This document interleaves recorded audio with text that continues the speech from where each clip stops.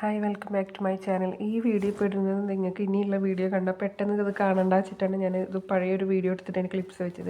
ഇനി എനിക്ക് ഖത്തറിൽ നിന്നുണ്ടായ ഒരു അനുഭവമാണ് ഇപ്പോൾ ഞാൻ നിങ്ങളായിട്ട് ഷെയർ ചെയ്യുന്നത്. ഇതെന്താണെന്ന് വെച്ചിട്ടുണ്ടെങ്കിൽ എനിക്കൊരു പാനിക് അറ്റാക്ക് പോലെ വന്നു. കാരണം ടെൻഷനായിട്ടാണ്. ഇപ്പോൾ കാണുമ്പോൾ എനിക്ക് പഴയതൊക്കെ ഓർമ്മ വരും. എനിവേ അത്രയും ടെൻഷനും ബി പി ഒക്കെ കൂടി, ഹാർട്ട് ബീറ്റ് ഒക്കെ ഭയങ്കര ഹൈ ആയി. അപ്പോൾ എനിക്ക് എന്താ ചെയ്യേണ്ടതെന്ന് അറിയില്ല. ഞാൻ കുറേയൊക്കെ ട്രൈ ചെയ്ത് നോക്കി ശരിയാവാനും, പക്ഷെ ശരിയാവുന്നില്ല. ശ്വാസം കിട്ടാണ്ട് ഇങ്ങനെ വെളി വരൂലേ അതുപോലെ. അപ്പോൾ ഞാൻ വേഗം ആംബുലൻസിൽ ഗൂഗിൾ ചെയ്തിട്ട് വിളിക്കാമെന്ന് വെച്ചാൽ അപ്പോൾ ഗൂഗിൾ ചെയ്തു. അപ്പോൾ തൊട്ടടുത്ത റൂമിലത്തെ ഒരു ആംബുലൻസ് വിളിച്ചത് എനിക്ക് വയ്യാത്ത അവർ പറഞ്ഞിട്ട്. എന്നിട്ട് അവർ ഫ്രാക്ഷൻ ഓഫ് സെക്കൻഡ് കൊണ്ട് നമുക്ക് ഇത് വരും കേട്ടോ, ആംബുലൻസ് വരും. ഇവിടെ നേരിട്ടിട്ട് ഡയറക്റ്റ് ഡോക്ടറെ അടുത്ത് പോകാൻ പറ്റില്ല. ആംബുലൻസ് ത്രൂ എമർജൻസി ഡിപ്പാർട്ട്മെൻറ്റിൽ പോവുകയാണ് ചെയ്യുക. അപ്പോൾ എല്ലാ കുഴപ്പമൊന്നുമില്ലെങ്കിൽ ഹോസ്പിറ്റലിൽ പോകണ്ട, അവരെന്നെ ചെക്ക് ചെയ്തിട്ട് കുഴപ്പമില്ലെങ്കിൽ അപ്പോൾ തന്നെ റൂമിലിടും. പക്ഷേ ആംബുലൻസ് വന്നു. ഞാൻ വിചാരിച്ചു എന്നെ വേഗം വിടും, കുഴപ്പമൊന്നും ഉണ്ടാവില്ല എന്നാണ്. പക്ഷേ ആംബുലൻസ് വന്ന പാട് അവർ ചെക്ക് ചെയ്തിട്ട് ബി പി കൂടുതലാണ്. പിന്നെ എനിക്ക് ശ്വാസം വലിച്ചിട്ട് കിട്ടണില്ല, എടുത്തിട്ട് കിട്ടണില്ല. ഭയങ്കര ഹാർട്ട് ബീറ്റ് കൂടുതലും, പാനിക് അറ്റാക്ക്. ഇങ്ങനെയാണ് പാനിക് അറ്റാക്കൊക്കെ വരുന്നത്, എനിക്ക് അറിയണ്ടായിരുന്നില്ല. എനിവേ ഇതൊക്കെ വരുന്നത് ആരാണെങ്കിലും, ഫാമിലി ആണെങ്കിലും ഫ്രണ്ട്സ് ആണെങ്കിലും ഇനിയിപ്പോൾ ഒരു റിലേഷൻഷിപ്പ് ആണെങ്കിലും നമ്മളൊരാളെ സ്നേഹിക്കണോണ്ട് വിശ്വസിക്കണോണ്ട് സംഭവിക്കണതാണ് കേട്ടോ അതൊക്കെ. അല്ലാണ്ട് ഫിനാൻഷ്യലി പ്രശ്നം ഉണ്ടായിട്ടോ അല്ലെങ്കിൽ അതൊക്കെ ഒരു ഭാഗത്ത് കൂടെ പോകും. ഇതൊക്കെ നമ്മൾ സ്നേഹത്തിൻ്റെ പുറത്തും നമുക്കങ്ങനെ പറ്റിയല്ലോ വീണ്ടും വീണ്ടും പറ്റിക്കാൻ നിന്ന് കൊടുക്കണമല്ലോ എന്ന് ആലോചിക്കുമ്പോൾ വിഷമം മാത്രമേ ഉള്ളൂ. ഇപ്പോഴും അതേ ഉള്ളൂ കേട്ടോ. റിഗ്രറ്റ് ഇല്ല.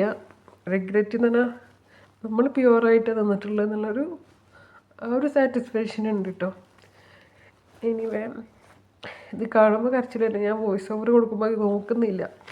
എനിവേ അപ്പോൾ എനിക്ക് സംഭവിച്ചതെന്ന് വെച്ചിട്ട് ഞാൻ ആംബുലൻസിൽ അപ്പോൾ പെട്ടെന്ന് ഹോസ്പിറ്റലിലേക്ക് പോകേണ്ടി വന്നു. കാരണം അവർ പറഞ്ഞ് പറ്റില്ല. കുറച്ച് നേരമൊക്കെ അവർ പിടിച്ചു നിന്നിട്ട് എനിക്ക് ആ സംഭവം മാറുന്നില്ല. ബി പി കൂടിയും കുറഞ്ഞ് ECGയിൽ വേരിയേഷനൊക്കെ കാണിക്കണോണ്ട് അവർ വേഗം വക്ര ഹോസ്പിറ്റൽ, അഹമ്മദ് ഇവിടുത്തെ ഗവൺമെൻറ് ഹോസ്പിറ്റലാണ്. അപ്പോൾ എനിക്ക് പേടിൻ്റെ കൂടെ ആരും ഇല്ലയെന്ന് പറഞ്ഞു. തൊട്ടടുത്ത റൂമിൽ തരും നമ്മളെ ഫാമിലി അല്ലല്ലോ, അവർക്ക് ഡ്യൂട്ടിക്ക് കൊണ്ട് കാരണം അവർ പോയി. പിന്നെ എൻ്റെ സിസ്റ്ററുള്ള അവളെ വിളിക്കേണ്ടത് ഞാൻ ഇതിൻ്റെ ആംബുലൻസിലത്തെ ഡോക്ടറോട് പറഞ്ഞു വേണ്ട, അവളെ ടെൻഷനാവും എന്നൊക്കെ പറഞ്ഞു. പക്ഷെ അവർ നമ്പറിൻ്റെ ഒക്കെ ഒന്ന് മേടിച്ചു. അപ്പോൾ എൻ്റെ ഒരു രൂപയില്ല കേട്ടോ. ഞാൻ ആംബുലൻസിൽ പോയാൽ അപ്പം തന്നെ അങ്ങോട്ട് റൂമിലേക്ക് തിരിച്ചു വിടും. ഇതിനൊന്നും ക്യാഷ് ആവില്ല. ഇതൊക്കെ ഗവൺമെൻറ് സർവീസാണ് കേട്ടോ. അതാണ് ഇവിടുത്തെ ഏറ്റവും വലിയ ഉപകാരം. എന്താ പറയുക, നമ്മളത്രയും കെയർ ചെയ്യും. നമ്മളിവിടെ നിൽക്കുന്ന രാജ്യത്ത് നിൽക്കുന്ന ആൾക്കാരെ അവരത്രയും നോക്കും. ഞാൻ വേണ്ട പറഞ്ഞപ്പോൾ അവർ സമ്മതിക്കാണ്ട് പറ്റില്ല, വേരിയേഷൻ കാണിക്കുന്നുണ്ടെന്ന് പറഞ്ഞിട്ട് ഞാൻ അയ്യോ വിളിക്കേണ്ടിയിരുന്നില്ല ആംബുലൻസ് എന്നൊക്കെ വിചാരിച്ച് പോയി.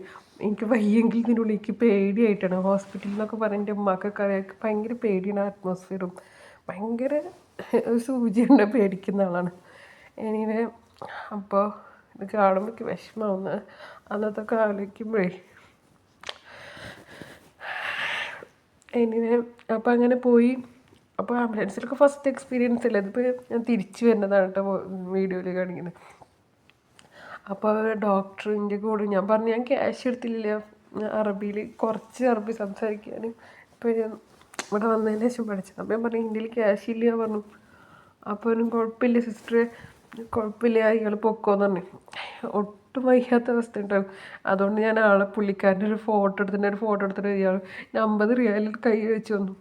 സിസ്റ്റർ വരെ നിന്നു, എന്തെങ്കിലും ആവശ്യം ഉണ്ടെങ്കിൽ പോകുമ്പോൾ ഓക്കെ പറഞ്ഞിട്ട്. എത്രയും നല്ല മനുഷ്യന്മാരുള്ളത് ആദ്യം. അപ്പോഴേക്കും പിന്നെ എൻ്റെ സിസ്റ്ററും കാര്യങ്ങളൊക്കെ വന്നു. ആക്ച്വലി എനിക്ക് ആ പുള്ളിയുടെ ഫോട്ടോ പുള്ളീനെ ഇതിൽ ഉൾപ്പെടുത്തണം എന്നൊക്കെ ഉണ്ടായിരുന്നു. ഞാൻ ചോദിച്ചൊരു ഫോട്ടോ എടുത്തിട്ട് ഓക്കെ പറഞ്ഞു.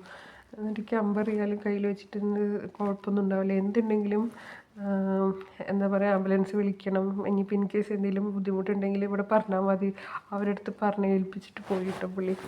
എനിക്ക് ഭയങ്കര സന്തോഷം. നമ്മളെ നാട്ടിൽ ഉണ്ട് ഇപ്പോൾ, അങ്ങനെ ഉണ്ട് തന്നെ ഇല്ല എന്നല്ല പറഞ്ഞ്. എൻ്റെ ഒരു വലിയ അനുഭവം നമ്മുടെ ജീവിതത്തിൽ അങ്ങനൊന്നും ഉണ്ടാവുമെന്ന് ഞാനും വിചാരിക്കുന്നില്ലല്ലോ. ആംബുലൻസിൽ പോലും വ്യക്തികൾ തന്നെ വേദനകളാണ് കേട്ടോ, അതാണ് വിഷമം.